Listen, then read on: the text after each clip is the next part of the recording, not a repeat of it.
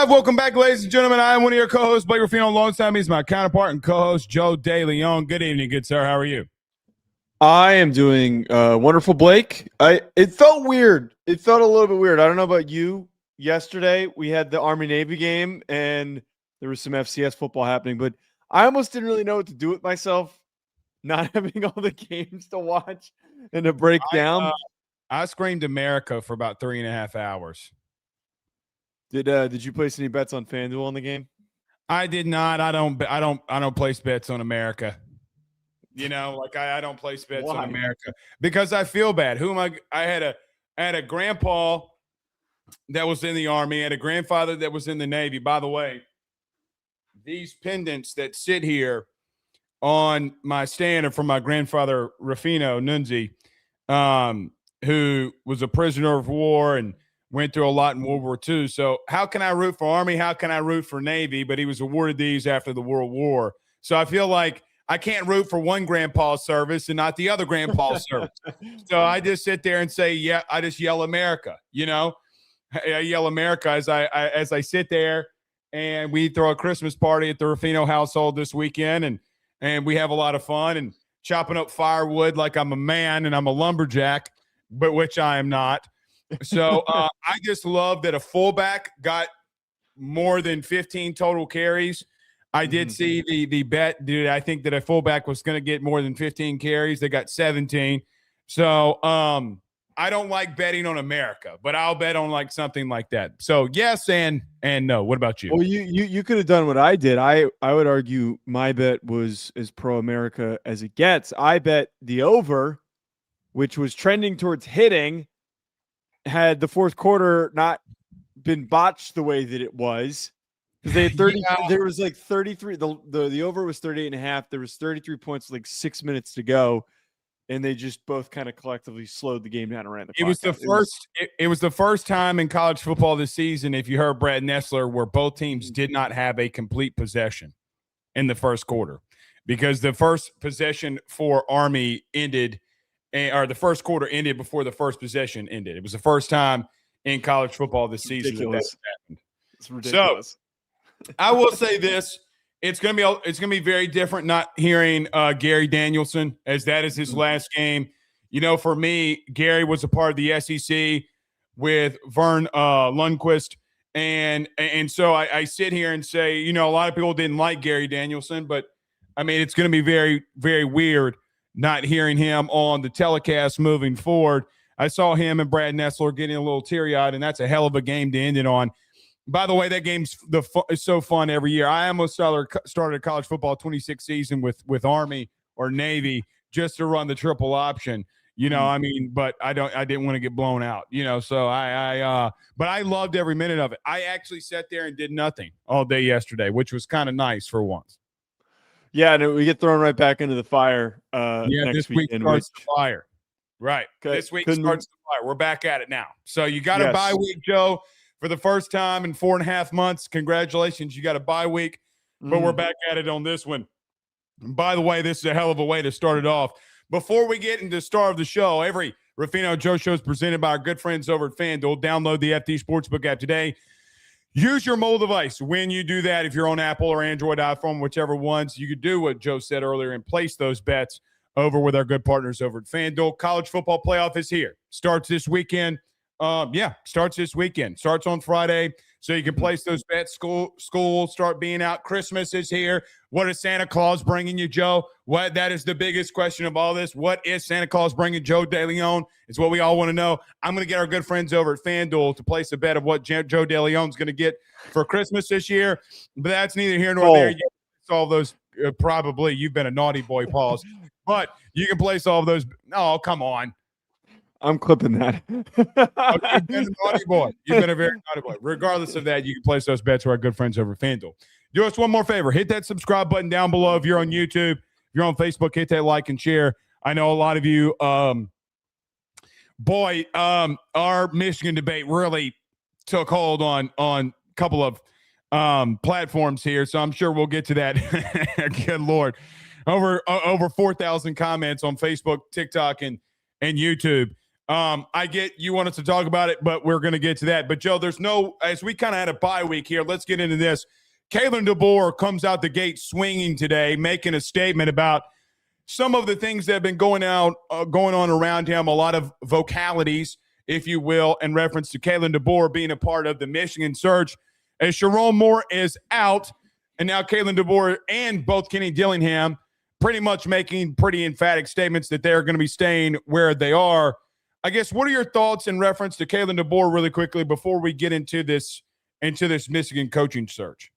Well, really quickly on Dillingham. Actually, let's talk about the DeBoer first, then we'll get to Dillingham.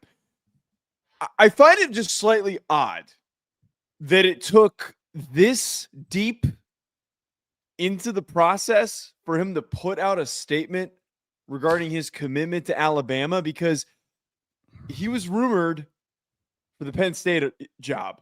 He had been rumored if Lincoln Riley left, which was a bit of a deep rumor that never came to fruition, that maybe he'd be on the table for the USC job. So there was all this speculation. It kind of seemed like, hey, maybe there was a possibility that he would be pursued by one of these schools. Yeah. It was also something that we discussed in the reaction to the Sharon Moore news, that it was something that was known in the college football world, but was not public yet what was going on with Sharon Moore. Was he considering doing this? Was he considering taking the Michigan job? Why did it take up until this point, despite all of the rampant speculation and the rumors and everything, that he was in consideration to leave Alabama? I find that a little bit odd, but to this point, good on him for putting the statement out, for quieting everything down. I'm sure it would have only heated up further and further, and I'm sure that Michigan aggressively tried to get some sort of communication going with him and his representation. But it's over now, and they got to move on. They got to start looking elsewhere.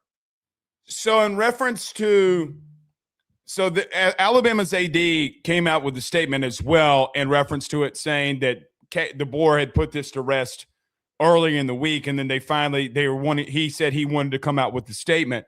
Mm-hmm. So, Joe, the reason I would push back on that is because Turnkey is taking over the coaching search for Michigan. I think coaches and agents have known that this job was coming open for quite some time. Yeah. I know that they said that the young lady at Michigan came forth, but investigation opened a month ago, and they were still investigating this. So in reference to Kalen DeBoer, I think coaches work on their own timeline. And he gave his team the weekend off. What better way to release a statement on Sunday when your team's coming back in the building and you say, I'm not leaving.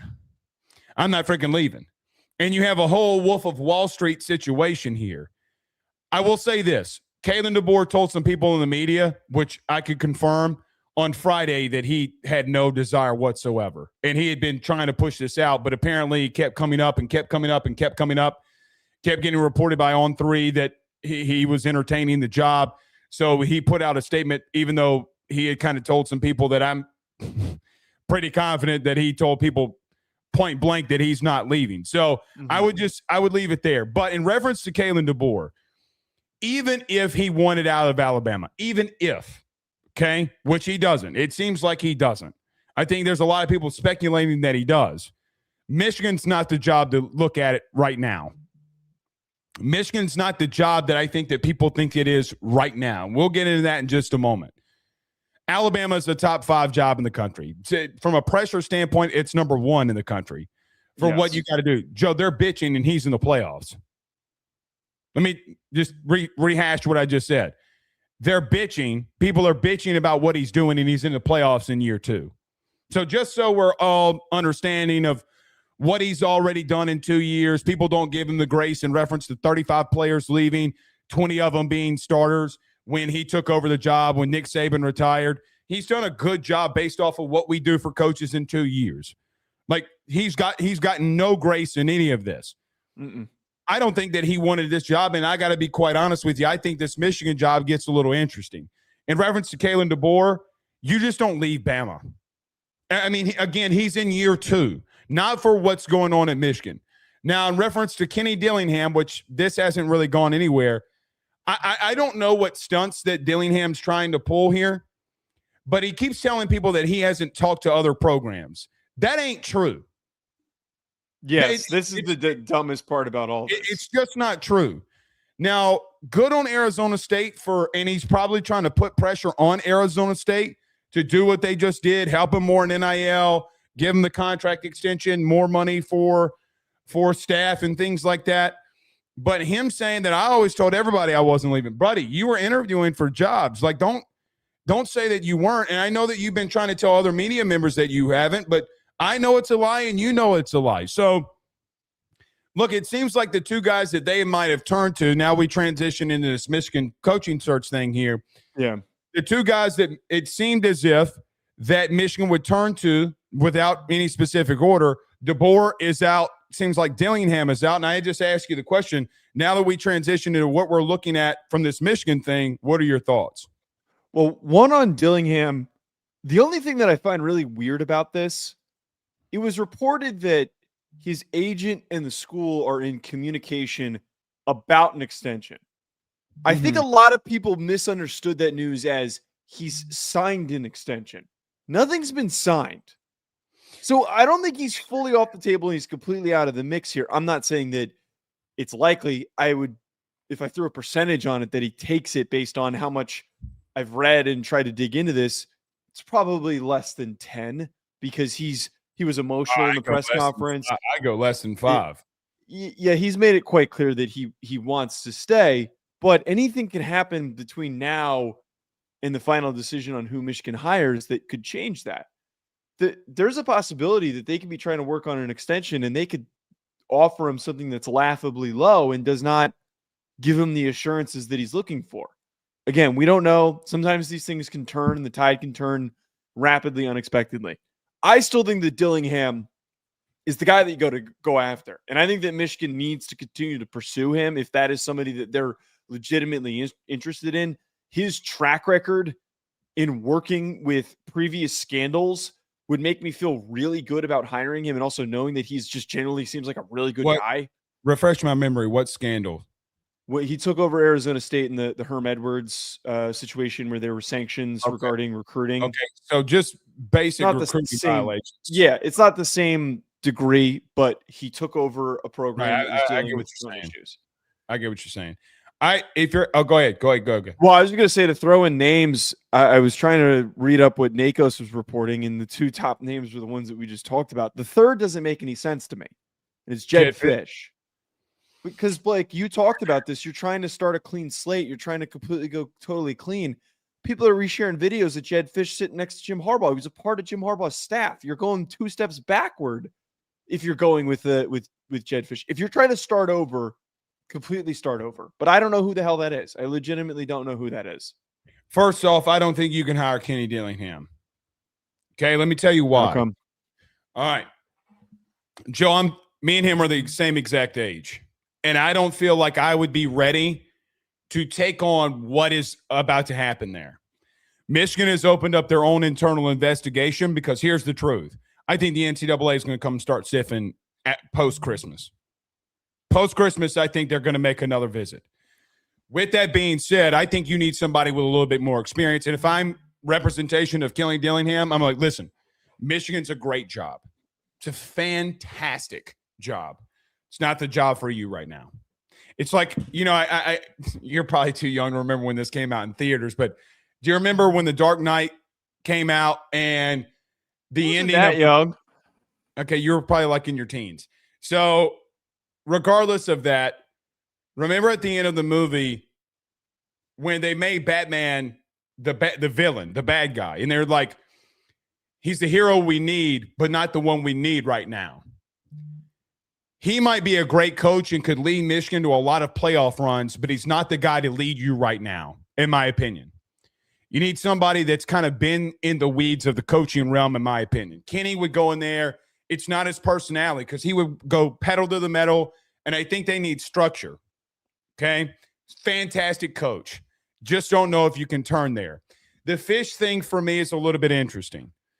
Joe, what coach are you going to be able to get because I think this one's going to get a little dirty. I think this will get a little dirty. It's an opinion. I could be dead wrong. But I think this one's going to get dirty post-Christmas. I think you hear of an investigation that maybe looking into things does the NCAA. I'm not saying anything ever comes of this, but there's got to be a complete reset here. And if I'm Michigan, I'm calling for a complete reset. The Jedd Fisch thing, I know that the Harbaugh connection, but when you have so many coaches that come from one tree, there's always going to be a connection. Always. Like legitimately always. When you look at Curt Cignetti, who would have thought that half of the bracket would be Saban's tree? Like who would have ever legitimately thought that the right side of the bracket would be Saban? Because you got Cignetti. You got Mario Cristobal. You have, God bless it, Kirby Smart. You have Ole Miss, which I'm throwing Golding. But even if you threw Lane Kiffin in there, you're talking about there's so many tentacles in this. I don't know where they need to go, but they do need a complete reset. I don't think they know where they're going. Now, I look at this, and just to reemphasize this, Turnkey is overtaking the situation, which Ward Manuel is also going to have a key role per Nakos in reference to who's going to be their next hire. I don't think he should have any role. I think he should have zero role. I think he needs to be. You can't let a guy who's about to get investigated by your university about how a lot of this is all going down to make the next head coaching hire too. This isn't the first time that Michigan's gone through a scandal in coaching, not named football.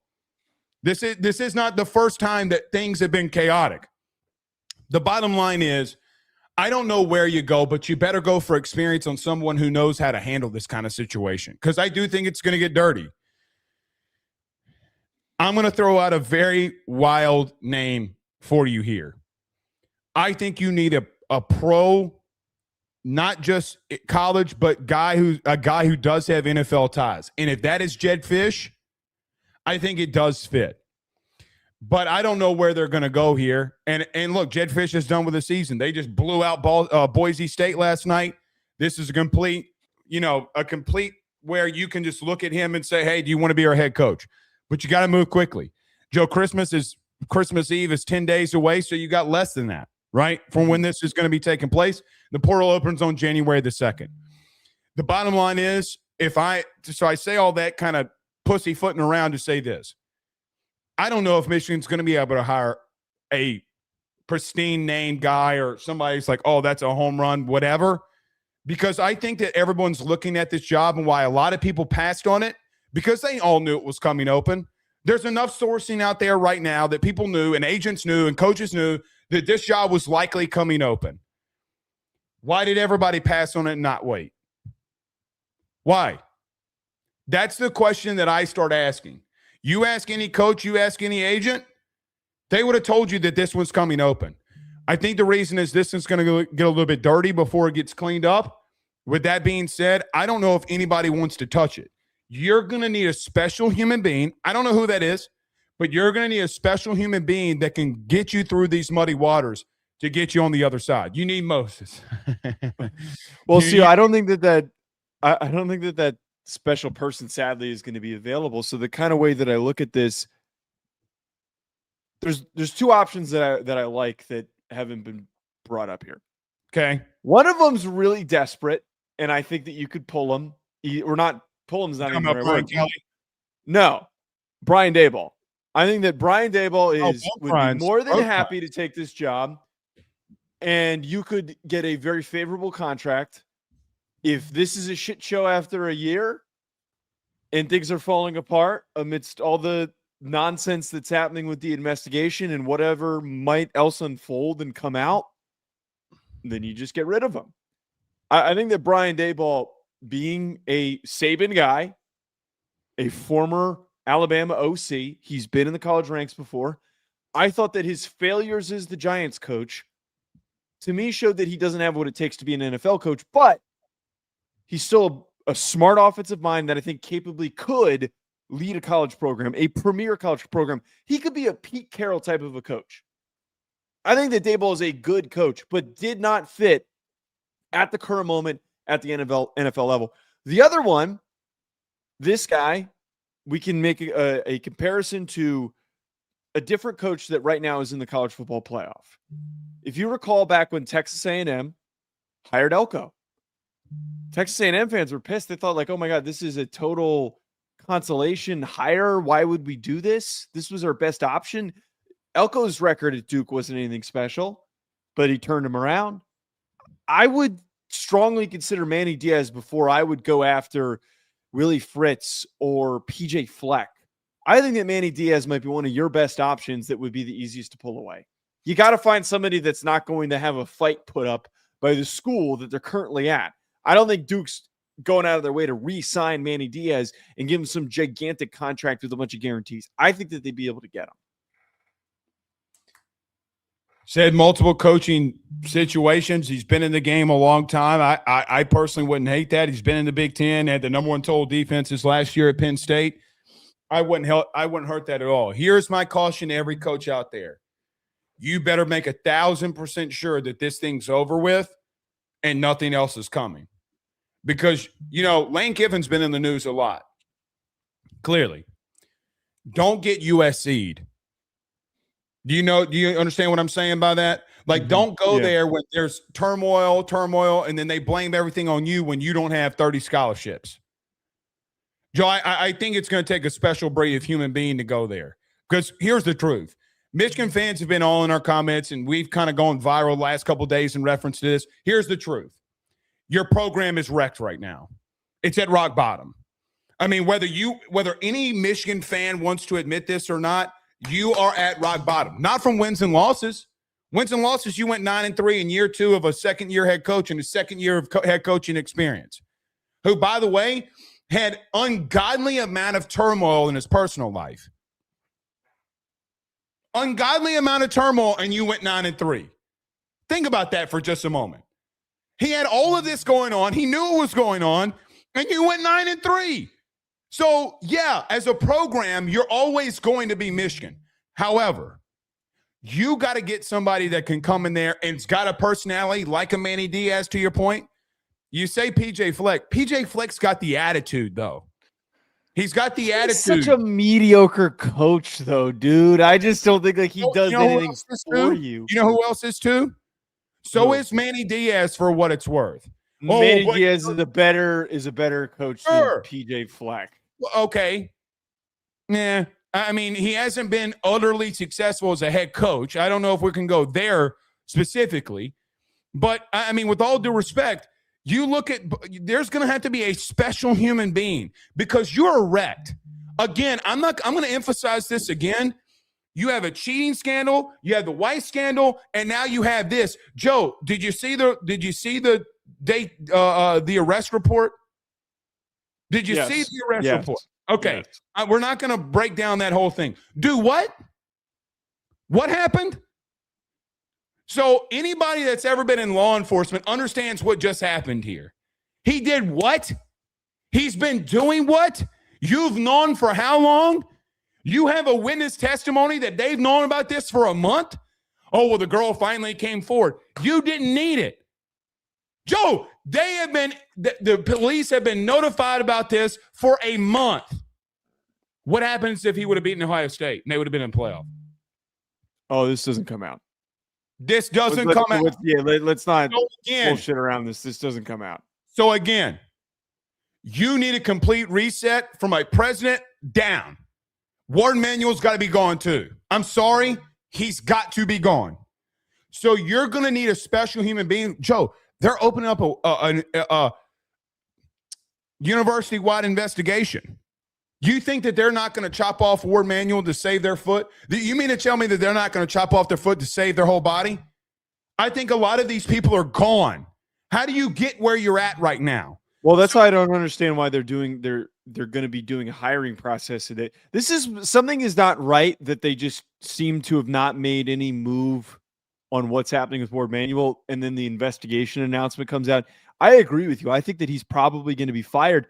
I've seen some posts that have outlined numerous scandals outside of football that have happened since he's been there. So that I don't disagree with that's going to happen. And this investigation, it seems like it's going to be pretty intense, whatever comes out of it. But Joe, there is no way for them to win. I really think that they should just give the interim tag to Poggi and expect whoever's going to – I know this sounds really defeatist, but if guys leave, they can't control it. You're not going to be able to keep dudes on this team. You're not. You're not. This team's not going to be good. No, and you're not going to probably be able to get a lot of kids in the portal either. I mean, one of your biggest boosters said he's not playing Bryce Underwood anymore before all this came out. How hypocritical is that? I mean, that is as hypocritical as it comes. The bottom line for me is in all of this, Joe, he was notified that Sharon Moore had mental health issues a week before he fired him. Yeah, there's many layers of issues. You're going to laugh at me about this, and you're going to say, well, I want this from LSU's perspective. Listen to me. I'm just throwing him out there. Is there a coach that has 30 years experience? Brian Kelly, hell, a John Gruden, for crying out loud, that just understands what they're walking into. Do they understand what they're walking into here? Because I think this is going to get far worse before it gets any better. Like this is the straw that broke the camel's back for me. If they don't get popped, if there's nothing that really comes of this, I'm going to be pissed. Every college football fan should be pissed. How many things are they going to, Joe, they got a slap on the wrist. They paid money for this to go away. They got a couple of situations where coaches basically got suspended. Wait, so here's my only thing, though. The NCAA has already been digging deep into everything that's been happening with them. I find it hard to believe that they wouldn't have decided to be more aggressive and wouldn't have noticed that there's other shit going on. Joe, they had access to his phone records. Well, hold on. They're not done with the Weiss investigation. That investigation's not over with. So the cheating scandal and the hot dog scandal is over with. Okay? What if Weiss gets indicted? What if Sharon Moore gets indicted?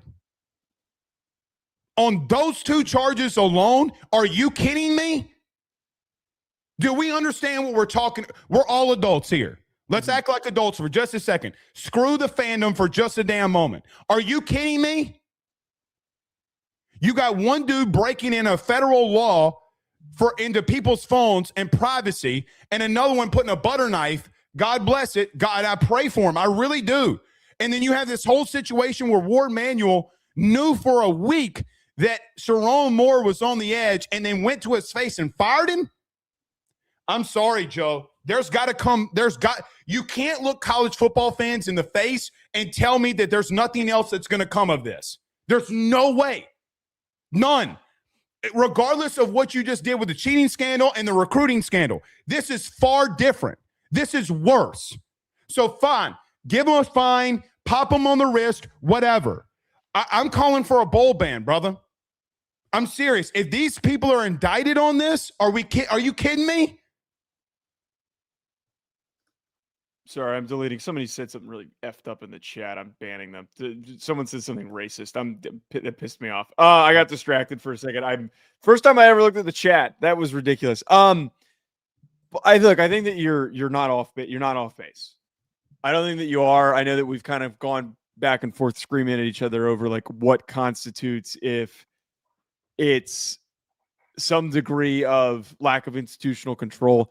I just don't know. I don't know enough about the operation of investigating something as broad as this. What is the timeline that they're allowed to look at? I legitimately don't know. You would know more than me because LSU got hit with it. Well, just in normal investigations, people have been getting hit with RICO. And but he's talking about RICO. People have been hit with RICO cases for far less. I mean, what are we doing? What are we doing? So, I mean, here's my question.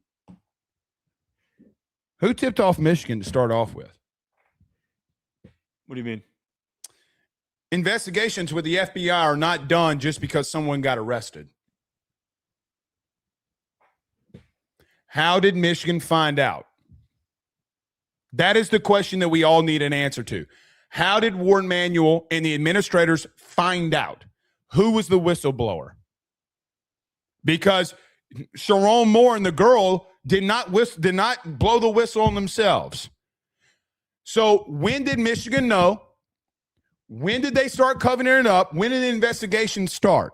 Because an investigation took over for a month. So, I mean, a whistleblower came out well before a month. Did this Oklahoma – so let me ask this question. Are you settling with the NCAA to get suspensions while you also know that this is going on and he's covering up evidence? So, again, I'm just going to tell you, you better pop them. Or I'm gonna rip my shirt off like I'm the Hulk. Nobody wants to see that, but that's just the truth. All right. Let's move on here. Joe, we continue on our path of what teams in the playoffs have to do to win a national title. We've gone through a lot of this selection already.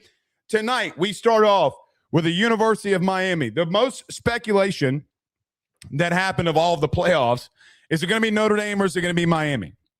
In the end, it is Miami. Joe, they finally are into the playoff field. What does the Miami Hurricanes have to do to win a national title? Blake, I think that the most important thing for me that they need to be better in, they started the season by being really, really productive and commanding on the ground. They were doing such a great job of controlling the pace of games by running the ball consistently. And a deep running back room, they were able to create just so many big plays, it felt like, on the ground. It felt like they've really started to get away from that. At the end of the season, they were 105th in EPA per rush. So they might have had some good rushing production, but Blake, they were not getting that same degree of dominant run game that it felt like they had in the month of September. Blake, I need them to get back to that. I really, really would like to see them be able to get back to that, because when they run the ball well, Carson Beck plays better. The whole offense moves better. Keeping the ball out of Beck's hands and asking him to do everything, and he said this multiple times before, feeling like he's got to be Superman. That to me is really, really important. And Blake, I got to add in here too, this is in this line. The reason why I would buy into Miami being a dark horse and surprising people and going on a run, they have the physicality, the bodies, the talent along both lines of scrimmage in order to be able to shock teams. That is something that we always talk about. In the playoff. You got to have really good offensive line and defensive line play. If you have the bodies, you've got a top offensive line, a top defensive line, it is going to be able to carry you further than anybody is going to expect. But there was a stretch where their offensive line was underperforming, where it was not playing to the same way that we thought that they were capable of, and we saw what they were able to do in the month of September. So that's the other part with this, Blake. I got to see their O-line get back to what they did in September. A lot of this comes back down to, can they get back to that old version of themselves? Because that September version, Blake, was the one that was easier to buy into. I cannot say the same thing about this current version and what we saw in the month of October. I felt like teams, you talked about the month of September. I feel like teams started trying to defend the run with everything they had, and outside of Malachi Toney, said beat us. They just said beat us. And I start wondering, you talk about what they got to do to go on a national title run. We did this when we talked about Alabama. I'm going to do it from Miami. Of the P4 teams that are in, Miami's the team I look at and say, okay, I see all the talent around you. I see that you have future NFL talent along your offense and defensive lines. I see that you have a playmaker, an explosive playmaker at wide receiver, a quarterback that can make all the throws when needed, and yet something feels a little bit off. Joe, I'm going to be interested to see on a team that you're going up against A&M, who's had struggles at stopping the run. Can you lean on that the most? Can you defend the run when it comes to Ohio State? And those are the questions that are going to lead them to a national title if they get there. I think them and A&M have the hardest path, because you're going to have to go through A&M. You're going to have to go through Ohio State. You're going to have to go through Georgia to get there. And I don't know if they have enough to do it. What? Joe, I got to step off for just a second. I'm sorry. Hold on one second. I'm sorry. All right, hold on. I don't know. Okay. To pick up where we were just talking about here with Miami, I do feel like the way that they were able to finish the season does provide a little bit of optimism. I feel like it does end up providing a little bit of a belief that offensively that they can get back to where they were. We started to see that they started to add more and more layers. They were starting to rely on Tony as much as they possibly could. I'm out of shit to say. I don't know why the hell Blake just randomly got up. I don't know if we're going to get him back. We're going to get the super chats while we wait for Blake because that completely derailed the segment. First question here from Elks. Has there ever been a more disliked Heisman finalist than Pavia? Like, my gosh, dude is a D-bag. Also, does UGA starter miss a playoff game? Don't know if the UGA part is there. The Pavia stuff is really interesting because I don't know what the hell his tone is. I have no idea what his bid is saying F the voters. It's kind of a mockery of the whole Heisman process that Pavia got to even be a finalist if that was how he was going to treat the situation. I'm like completely stunned that he went from this underdog that everybody was so hyped up on and was so completely like, oh my God, this is the greatest story in the sport. And then he just continuously kept becoming more and more dislikable. He's fun to watch, incredibly fun to watch, but an absolute ass with the way that he handled himself losing the award. I don't know if anyone caught the comments that he had when he was being interviewed. Somebody asked him to do a bracket of greatest college football players of all time. He didn't understand it was a bracket. They asked him. He just said himself. They were asking him to pick between Johnny Manziel and Lamar Jackson, and he said himself. Absolutely just impossible to buy into that guy. I've had people ask me about Pavia, if he has a shot in the NFL or if it's hurting his draft stock. Was asked in the Discord earlier. He's 5'9". He's not getting picked up. He's not getting signed. If he were to play, he would have to play running back. And I don't know if he's like really fast enough to be a running back in the NFL. He'll go to the CFL, go to the UFL, but doesn't really have much of a future in the league. All right. Sorry about that. Nothing a Band-Aid and duct tape can't fix. Okay. What happened? Kids, man. All right. Do you want to pick back up on go pick. I was just getting the super chats because I didn't really know where to pick up off of when you complete dad mode just took over there. All right. Okay. You're good. To get back on my point of Miami, Joe, they do have the toughest path when it comes to what they need to do moving forward. Okay. Because either A&M or Miami is going to have to go through a gauntlet of A&M, or either A&M, Miami, whatever one who comes out of it. You got Ohio State and then Georgia. So what does Miami specifically have to do? Well, what are they the best at, Joe? What is the thing that they do the best? If I ask you right now, Joe, what if you look at the University of Miami right now, what do you lean on? You got to control the game and win some slugfests. You're going to have to control the game on both lines of scrimmage. So what? You go 3 yards in a cloud of dust. You're going to have to give Carson Beck easy throws. Don't let him win you a game. You can't. Because when you start leaning in on and making Carson Beck have to win you games, it's when he started turning the ball over. Georgia in the SEC championship game. The next year, he had multiple games of 3 interceptions apiece. He had 9 interceptions in the month of October last year.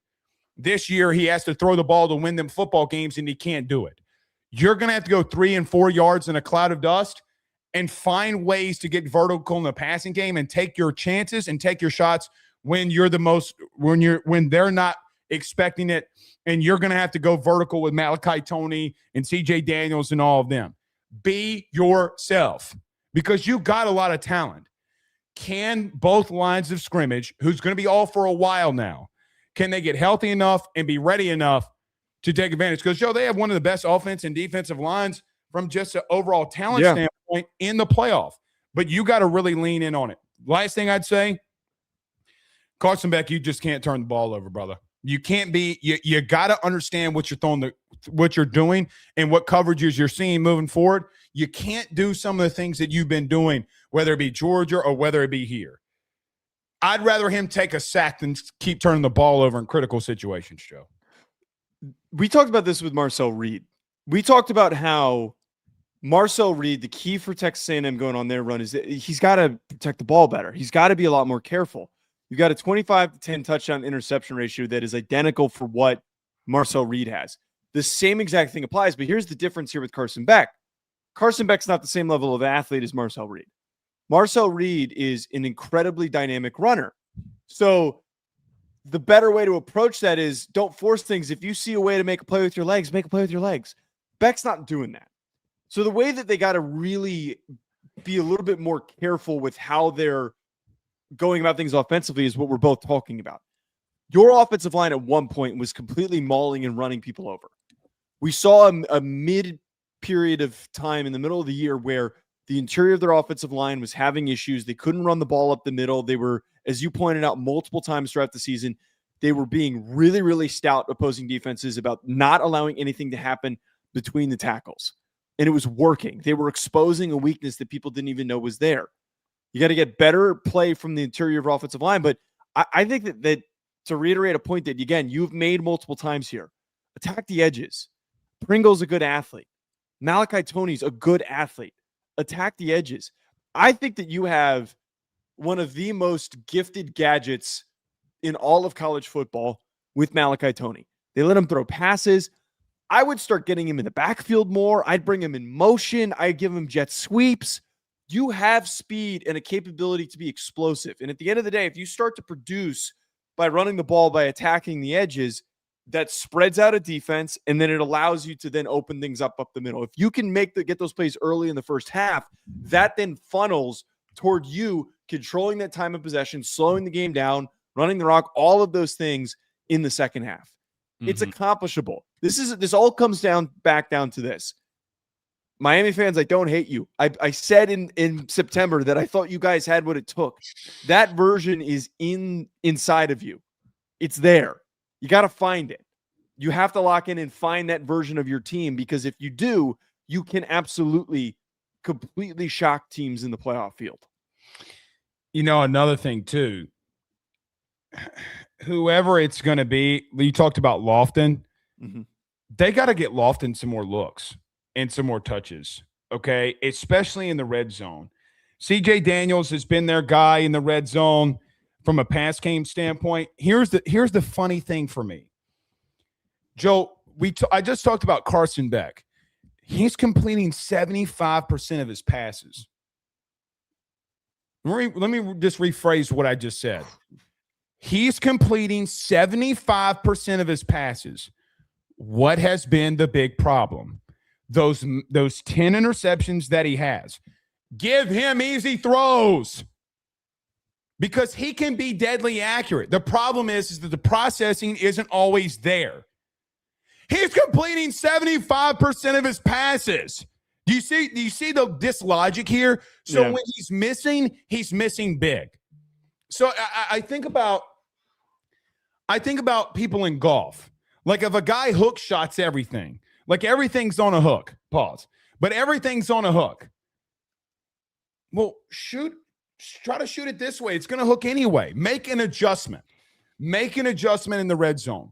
They're going to have to utilize the tight end position a little bit different because nobody's expecting it. You know who definitely is not expecting it?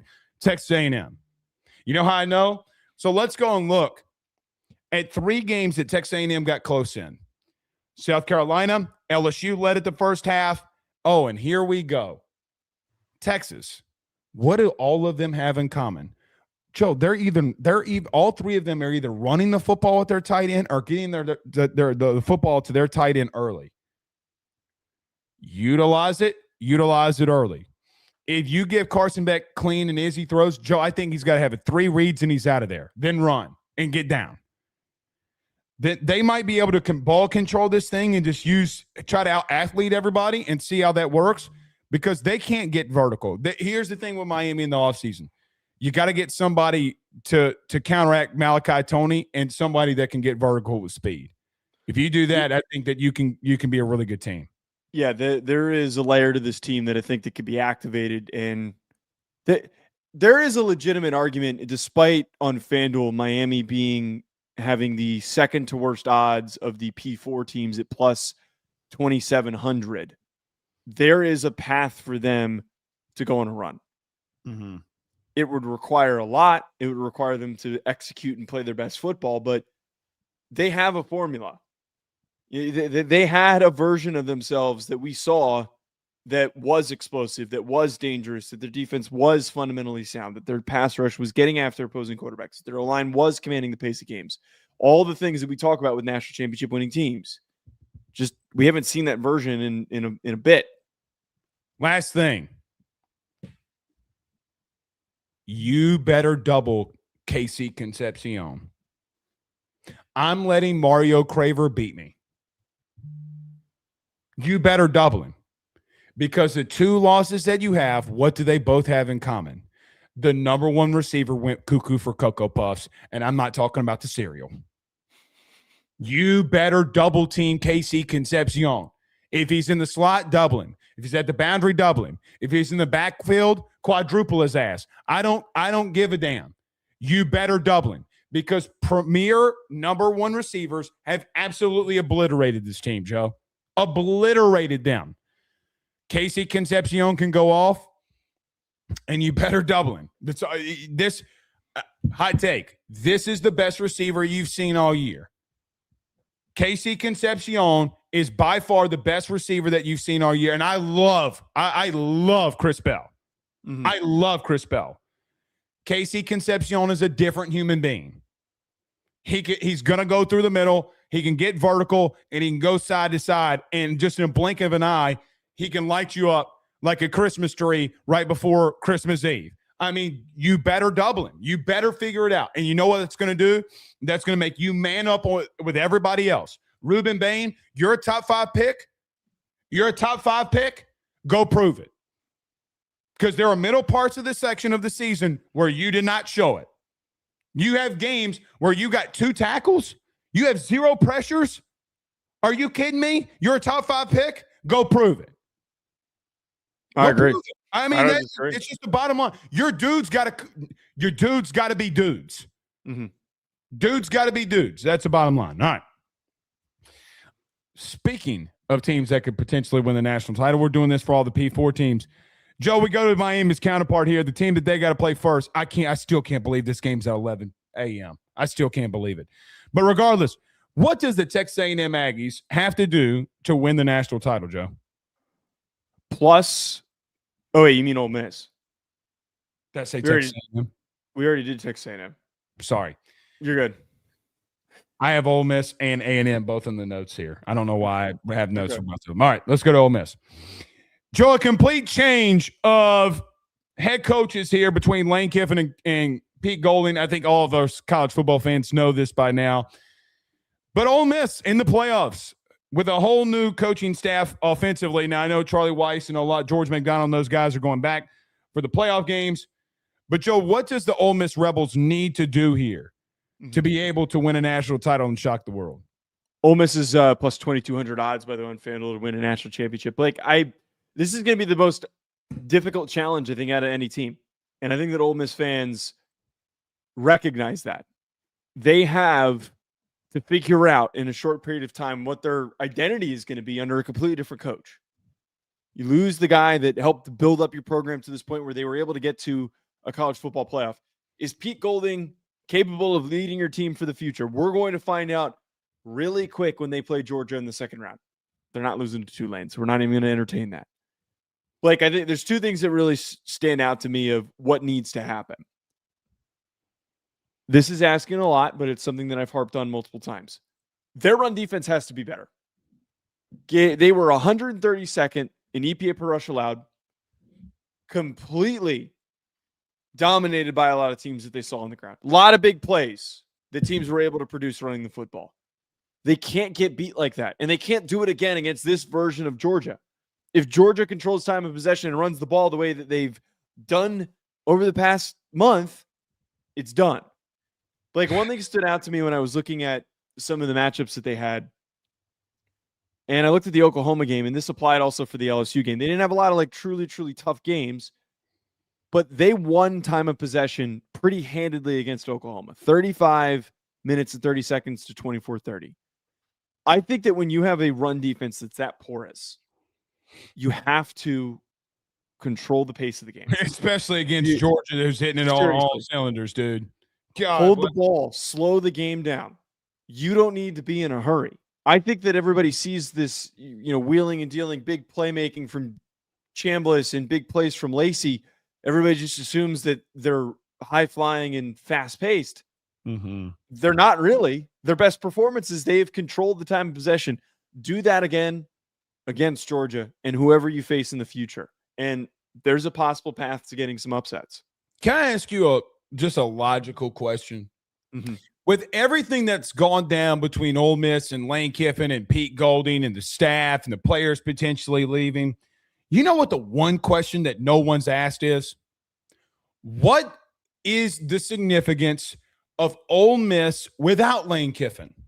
Here's the things that I've been told or heard or seen. Lane Kiffin's a scumbag. Lane Kiffin left us at the altar. Pete Golding's always been our guy.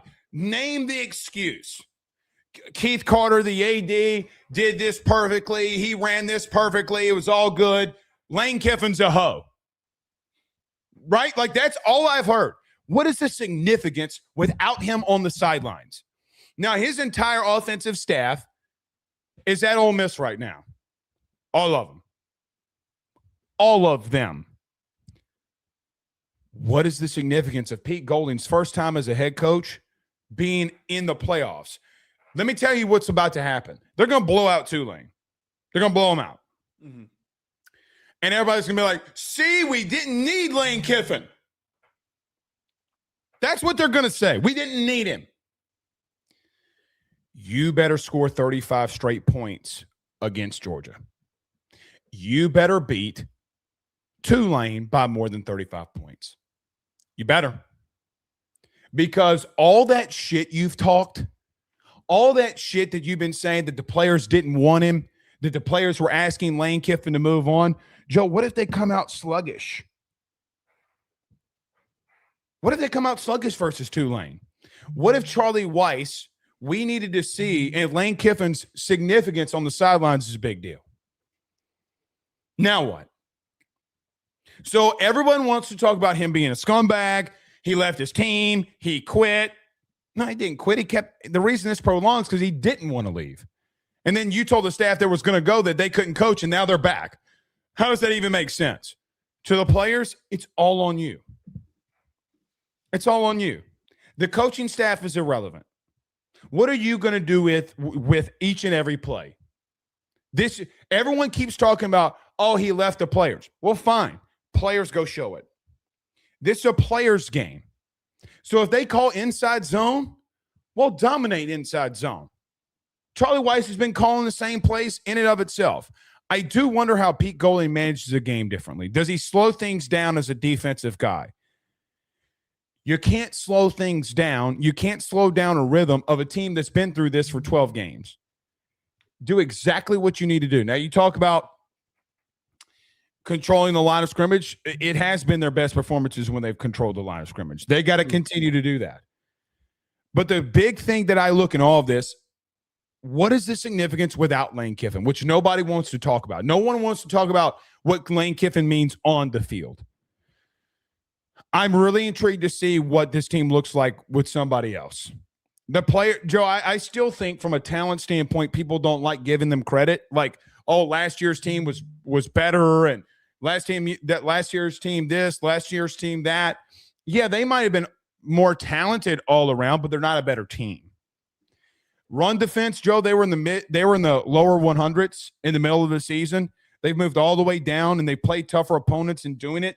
Georgia being one of them, Oklahoma being one of them, and I know Oklahoma offensively is not any good, but still a tough opponent. And, Joe, they physically dominated in some of those matchups. I mean, scoring 35 straight points versus Georgia, doing what they did to Oklahoma on the road is a big deal. I think this team's really talented. I don't think they can get past Georgia twice. I just don't. Like, you're going up against them twice more than likely, and I think you're going to lose both times. I don't think you have that level of talent. And I think look, I think that Ole Miss got stretched as far as they can go. I've said this for 3 P4 teams. Ole Miss is a team for me, I think, that has no shot. Well, Blaze, an LSU guy. Of course he does. You have no shot without your head coach. You have no shot because you've been talking all kinds of shit. All kinds of shit. Sure, say I'm an LSU guy. Do you understand the head coach that you just lost? Right. Do you understand what he means? So let me be the bitter dude and, he's defending late. Okay, you're about to find out. And you better score 35 straight against Georgia, and you better beat Tulane better by 35. Because if you don't, buddy, we're gonna have a significant talk. I love Pete Golding, by the way. I love him to death. I've known Pete since the fall of 2009. Love him to death. He's going to be a great coach. This is a hell of an experience to go through for your first time being a head coach, going up essentially against a new head coach of Florida and the sitting head coach of Georgia and Kirby Smart. That's a hell of a feat. Well, and I think the other part about this too with Ole Miss is not only are you without Lane Kiffin, who has been the catalyst for your team's success, you are also a team that's been the least challenged. Like, let's be real with ourselves here. They have a really good win against Oklahoma. They have a frustrating loss to Georgia. Outside of that, the rest of their resume of the playoff field, aside from maybe Miami, they don't really have that many challenging games on their schedule. They don't have very many like signature big wins that they have on their resume. I think that there is less to pull from to say, hey, this is what they did really well in this key moment. We're able to pull that for Indiana. We're able to pull that for Ohio State. We're able to pull that, even though they played easy schedules too. We're able to pull it for Georgia. I feel like that this Ole Miss team, Blake, is one of the more limited teams in the playoff field. And they've got one of the biggest problems that you can't have going into a playoff game or going into playoff games after you beat Tulane. Not having a good run defense. You just can't live when you have a problem like that. No, you can't. Trinidad Chambliss is a great player. I think Kwan Lacey is a really good player. I think that maybe there's a potential that they could stun Georgia. It's possible, but I wouldn't put a high likelihood on that. Well, here's the thing. Lane knows when to be explosive offensively and when to get vertical. I think as a collective unit, here's the thing that nobody wants to talk about. They're better offensively than they were a year ago, all around. Well, Blake, they had a first-round quarterback. You're right. But when Trey Harris went down last year, their offense got worse, significantly worse. Joe, collectively as a unit, tight end-wise, running back-wise, wide receivers, a whole core-wise, they are better. They're really good on offense, man, and they're very physical. Here's the biggest lie about Ole Miss, too. They're a very physical offensive line. Georgia found themselves versus Ole Miss in that fourth quarter. They found themselves, and they haven't looked back since. I just don't see them getting past Georgia. Tulane. Congrats. You get a playoff game at home. You said it's the biggest game in your program's history. Good for you that it's a playoff game. But I just don't see a path for them. I don't, because I think there's going to be too much chaos surrounding them. All right. Yeah. Yo, let's get to a couple things before we wrap up here. LaNorris Sellers is going to be inking a new deal with South Carolina around the range of $1.5 million a year. Kendall Briles was also named the offensive coordinator of South Carolina. Shane Beamer was asked, he talked to Rocket Sanders, and we was talking about the new offensive coordinator. He said, you need to call Kendall Briles, and you need to call him now. Joe, a lot of people are a little shocked that, number one, that Sellers might have not entertained himself for the draft this year. I think he got a lot better in the pocket than what he was a year ago. However, I thought it was the best thing for him to come back, and I think Kendall Briles can get the best out of him. But a lot of people are shocked now that LaNorris Sellers can potentially be staying with South Carolina. One of the things I got to say that really pissed me off this season, Sellers wasn't great. Sellers had some issues, and I generally get annoyed when fans of other teams, just because a guy was getting a lot of hype, struggles, and things around him aren't going well. And everybody's like, oh my God, this kid sucks. This kid's shit. He's not a good player. I feel like there were a lot of narratives that everybody was saying that LaNorris Sellers, he is a great player who was on a very mediocre team this year. The mediocre was being very nice. Right. Their defense had some good players on it. Their offensive line didn't improve at all, which was a serious, serious problem. They're thin at receiver. Your best receiver is a guy who, quite frankly, is more athletes in receiver right now. Right. Yeah, he's got a lot of work that he needs to do, and you didn't have anyone else beside that. You didn't have anyone else to turn to. Like, there is a version of him that is a first overall pick that wins the Heisman Trophy, that shocks everybody. I think it starts with Briles. Good on him for wanting to stick here and see this thing through. But Beamer needs to go out and get some damn players. Mm-hmm. He needs to go out and get some damn offensive linemen, because I'm tired of seeing this kid get wasted. I'm tired. Nothing bothers me more than when you've got a really talented player and the infrastructure around him is just so bad that he can't succeed. Mm-hmm. They need to go all in on getting an offensive line around him. Otherwise, we're just going to keep seeing a lot of the same stuff. Him make a great play and then take a big hit in the pocket. One thing is for 1,000% sure, he got a lot better in the pocket. He made some insane throws this year. He's got to cut down the turnovers. The problem with that is he was under so much pressure this year, it's not even funny. I do think Kendall Briles being there with him is a massive deal. It's a massive deal. I don't think people realize, like, hey, what happens to guys like Joe Burrow, or what happens to guys like Baker Mayfield, or name Jaden Daniels, name the guys that have transferred or have been under a new offensive coordinator and then their careers take off. Name them. Name what has happened. I mean, hell, Joe, I can look at the guy who literally just won the Heisman Trophy in Fernando Mendoza. Now, me and you in the preseason were high on Fernando Mendoza. We've had our arguments about him late. If I would have told you a year ago that Fernando Mendoza would have been the Heisman Trophy winner, like, hey, man, this is probably the best quarterback, you would have called me, told me I was crazy. Right. Joe, they were thinking about benching him at Cal, by the way. Like that that's where we're at.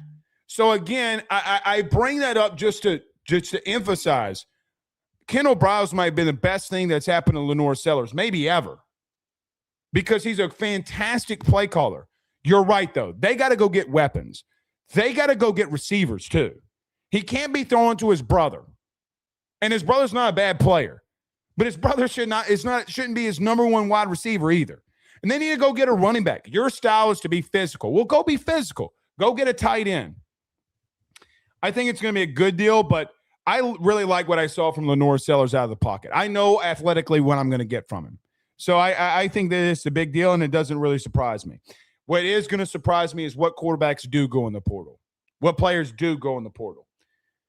Can you spend a significant amount of money to go get a guy? I'm throwing him out there. So this is not going to happen. I'm just, again, spitballing.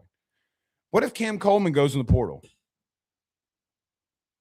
Make him the highest paid receiver, and you got Kendall Briles. You got to go for broke now. Do they have that kind of bread? Does South Carolina have that kind of money? I mean, let's talk about the last two off seasons. They were the first one to give Dylan Stewart the ridiculous amount of money in TV rev share. They're the first one to re-sign a quarterback. I don't know if they got that kind of bread, but they got bread. I mean, they got money. You just did it. So they got something. They're about to pay two players $3 million combined. Well, but that's my fear, though, is that it's kind of like they got more than $3 million. Well, obviously they have more than $3 million, but that you're spending a lot towards two guys. Where else do you have money to? Do you have enough money to go?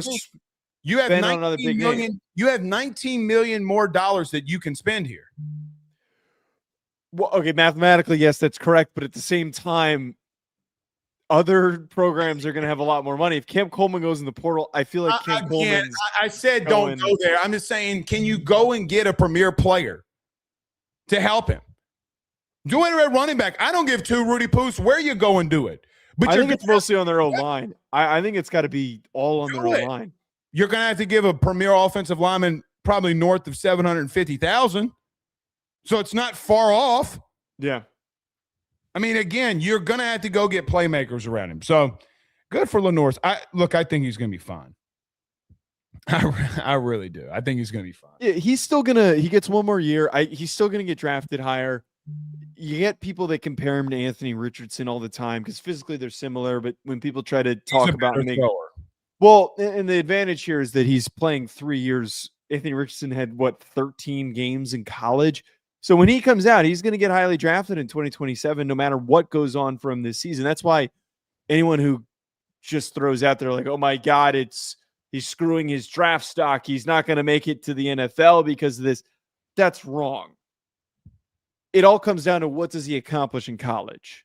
Mm-hmm. If he had chosen to transfer and he did go to a big program that was ready to win, but a quarterback away, who knows what that would have done for him and what they could have accomplished. But good on him for wanting to stay. Well, that's another thing. How do NFL GMs look at this and saying, hey, man, when shit hit the fan, he didn't bail.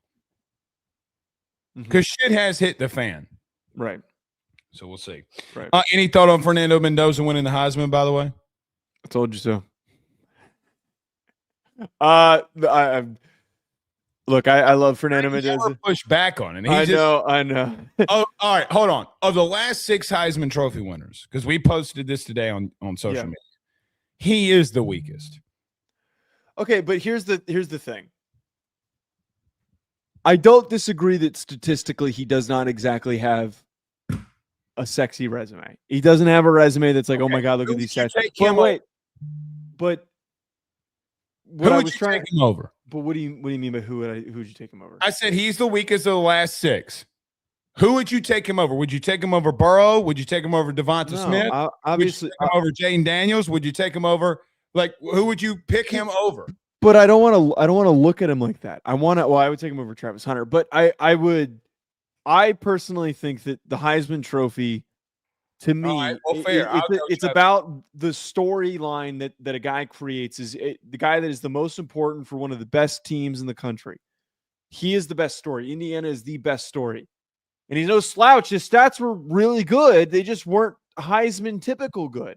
So when we don't have anybody that's putting up crazy numbers, let's go with the guy who's done the most improbable thing. He turned Indiana into a Big Ten champion. Okay, that's not the argument.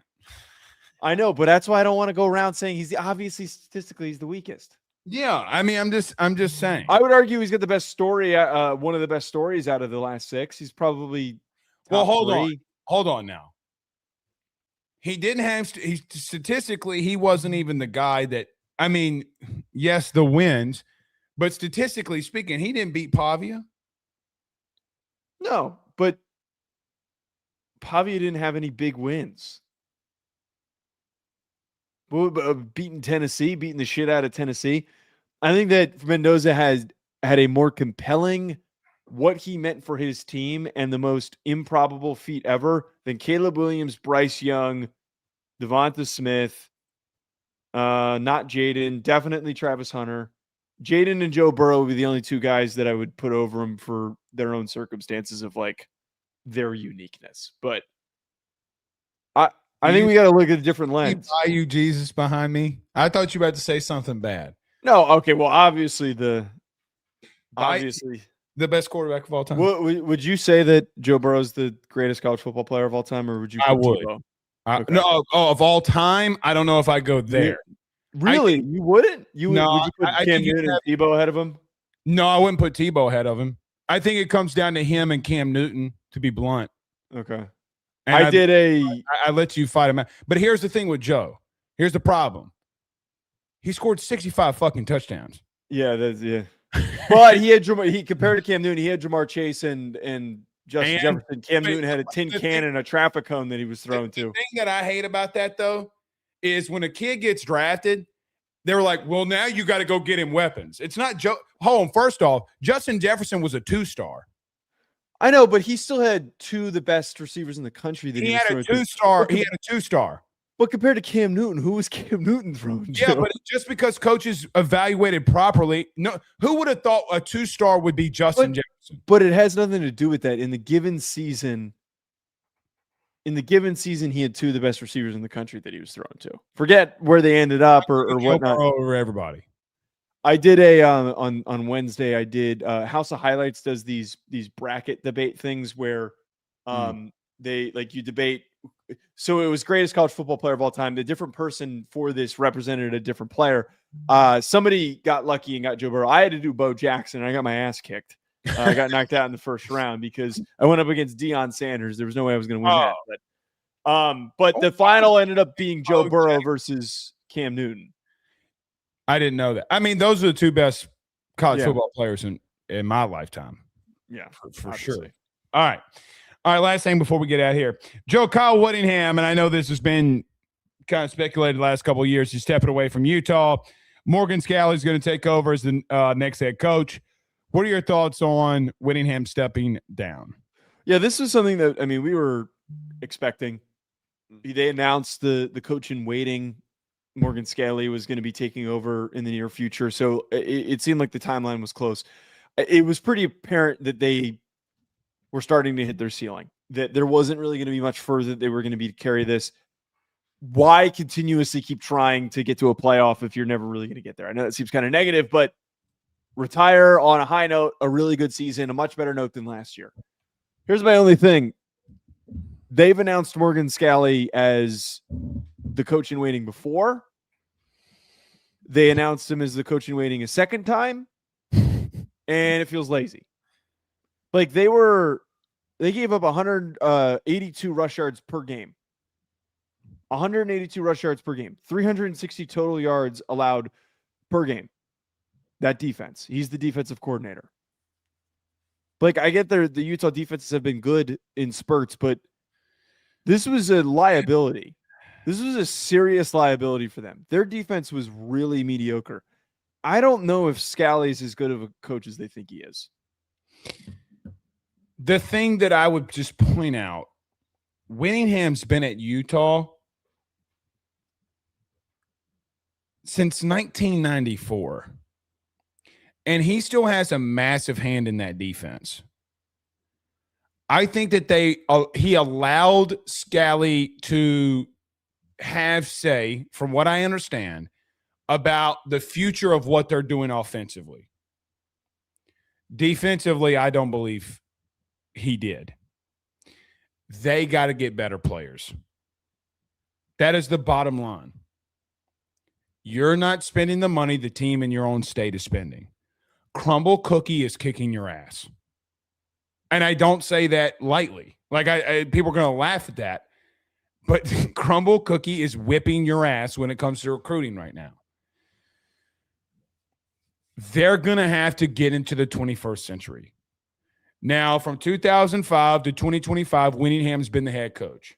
We all know how this played out. Urban was there. Urban leaves. Whittingham takes – we all remember the story. It's a massive legacy. He led Utah into what, Joe, quite honestly, relevance to where they were, to where they're going. And he took over what Urban had started there too. Here's what I just say in waiting. You gotta let him get his feet up under him. I don't think it was all driven by him. However, I would just say it's a massive thing to overcome. Utah, if they go into the 21st century, I think it's going to be a very interesting situation that we need to monitor. But let's see how it works out. I do, when you talk about being lazy, like it being a lazy situation, I agree with you. I do think it's a little lazy. It's not like the timing that they would have been. They obviously took their time with this because, they understood that they had their guy figured out. But part of me does wonder why they didn't do a coaching search and they didn't consider looking around to see what options there were. They must really like him. But here's the thing. You're talking about money. They just signed that private equity deal. They're did. The first team to sign that private equity deal. I don't know what's going to happen with this. I'm holding my breath that this doesn't turn into some bullshit where they build it into something that they make money and not to win games. And it maybe feels like that they're trying to turn over a new leaf. It's what I was trying to hint at. And listen, I knew I was going to bring that up next. I'm with you, but they got to get to the 21st century. And I think that they know that. I mean, how much say did the current DC have about a defense from the defensive guy? and his head coach, Mm-hmm. who literally 3 weeks ago went to a press conference and said, I'm still running everything defensively. I mean, that's the man's own words, Joe. I mean, what do we, I mean, they got to move to the future, brother. Well, I guess they're going super into the future with the. Yeah. I'm really curious to see what happens with that. I have no idea what to expect here with.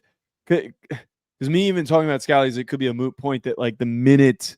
Well, we thought your boy to Arizona wouldn't work out, and Arizona had a really good season for them. That is true. I'm more so getting at how much money are they going to have to throw around, and what are they going to do with it? What is the private equity deal? What does they get them? Are they just going to be able to blindly throw money at recruits and bring in a bunch of big name players? Look, man, the Utah's come out of nowhere when it comes to money. Who knew Utah had this level of money? Well, brother, the offering plate been going around, and people have been putting $25 instead of $15. Yeah. Give it to the NIL program. All right, did you only get to Elks' super chat? Yeah, I only got to the Pavia one. Buttermilk with a $5 super chat says, since Christmas is coming up, what's the best gift you guys ever received, either as a kid or an adult? Big fan. By the way, keep it up, guys. What is the best Christmas present you've ever gotten, Joe? Probably an Xbox 360 when I was a kid, and I got the NCAA game. I'm trying to think. What was the best Christmas present I've ever gotten? That's a tough one. It's a very tough one. I remember what do you got? Mine came. Okay. Mine is so immaterial and stupid. My mom, when I was a kid, used to make these things called sausage balls. They're basically like sausage balls, but wrapped in like they're inside of a biscuit, like a round biscuit.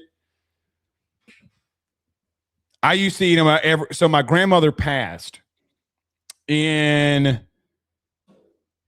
2013 or 2013 maybe, and I don't remember ever having them until this past Christmas. Last Christmas, I was a kid in a candy shop, brother. I ate the whole thing by myself. But the best gift, I can't remember. I can't really remember. My memory's not strong enough for that. I remember getting a Remington Youth Action Pump Gauge 20 gauge when I was a kid. Kick like a son of a bitch too. That's pretty Never sick. get your kid. That's a lesson for you, Joe. Never give your kid a short barrel shotgun.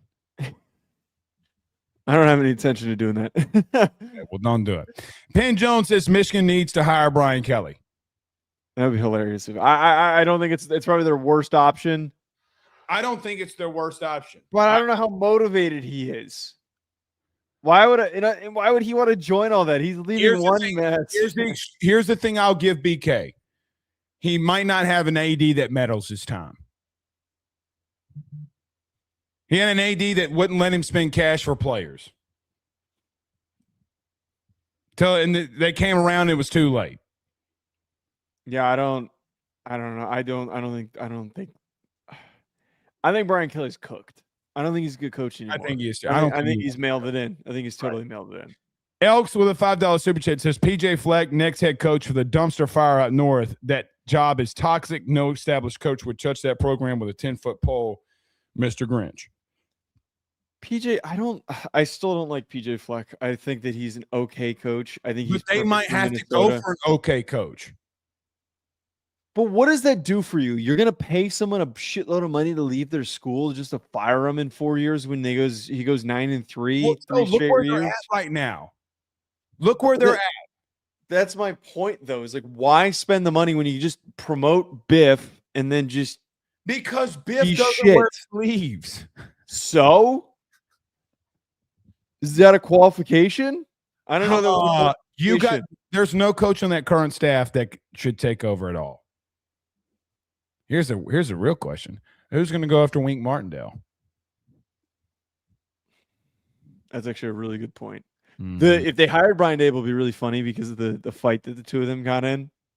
I would wonder if they would keep Martindale. He says no to Dayball. OS OSUOC is greater than the Michigan head coach right That's now. not true. Yeah, that's not true. It's not true. Matt says Ruffino should paint his face red and black. TTU win. Texas Tech win. They're still coming after me. That one was pretty benign.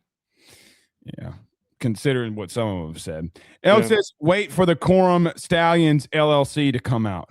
That one is wild. That I want to know more about this. Pablo Torre might be. Hold on, you haven't seen this? Bits and pieces. Google it. It is insane. I remember when it first came out, but I do want to see what Pablo Torre. Why do they have tax returns? It's a good question. That's a great question. Rick with a $10 super chat says, "Have a blessed and Merry Christmas, Gig'em." Thanks, Rick. Yeah. Merry Christmas to you too, man. Royce Pierce with a $50 super chat says, "Sorry I missed you guys live a few times last week. Been working late no matter what. I love the show. Hope you guys have a great evening, an even better week." Thank you, Royce. We all wake up another day, bro. Life is good. Good to have you in here, Royce. Thank you, buddy. Thank you. Much appreciated as always. Jin Lai sends a $10. Not what I said. No, that's not what I said. Joe, so the Heisman is the best story award. He also says Joe Burrow, 100% the best. Dude was fire. I do think if you made me pick the best college football player of all time, I probably would go Burrow, but I would listen to the debate with Cam and him. What I said earlier, though, that was when we don't have anyone who's statistically dominant, we got to look elsewhere. It's just not. It's also not a who has the best stats award. Well, it should be the best. Never player. been that. Nobody that was on that panel was the best player. Jeremiah Smith is the best player in the country. Like, by the way, when's he going to win a Biletnikoff? He keeps I love Makai. I get it, but it's not like you said, it's not a stats award. This is about a stats award. Well, it's okay, but it's supposed to be both things. Who has a statistically dominant season? Who has the best? What I said earlier. Who has the best story? It's the tie of those two things. Here's the thing: there's going to be somebody next year, unless Jeremiah Smith, knock on wood, gets hurt. There's going to be somebody next year that deserves the Biletnikoff, like has more catches, more yards, more touchdowns than Jeremiah Smith, and they're going to give it to him. You know that, and I know that. Yeah, probably. It's probably going to happen. It'll be the one time he wins it. Sad. Buck with a $2 super chat says IU would beat Bama 100% and is a pick'em with Georgia. I agree that they would beat Bama, and I also agree they'd be a pick'em against Georgia. They proved it. They proved it. Yeah, they proved it. They beat Ohio State. What other proof do we need? Yeah, I think that's more an SEC thing. Yeah. Like I've said look, we've been talking about this off air. We talked about it on Wednesday. I think we've been on a collision course with either Ohio State and Indiana, whoever's going to win that game, in Georgia. Now Georgia's just got to go through both of them to win it, potentially. I think that this year we talked about the 5 teams that are capable of winning a national title. There's a real argument to be made for all of them. Mm-hmm. There's only 4 teams I think that can win this thing. And when it's all said and done, we're going to say the same exact thing. Yeah. All right. We'll see y'all later. See y'all tomorrow. Have a blessed night. Peace.